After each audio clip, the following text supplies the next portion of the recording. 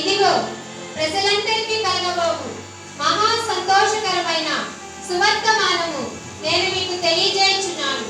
దావీదు పట్టణమందు నేడు రక్షకుడు మీ కొరకు పుట్టి ఉన్నాడు. ఈయన ప్రభువైన క్రీస్తు. దానికిదే మీ కానవాలు. ఒక శిశువు కొద్ది గుడ్డలతో చుట్టబడి ఒక తొట్టిలో పడుకొని ఉండుట మీరు చూచెదరు.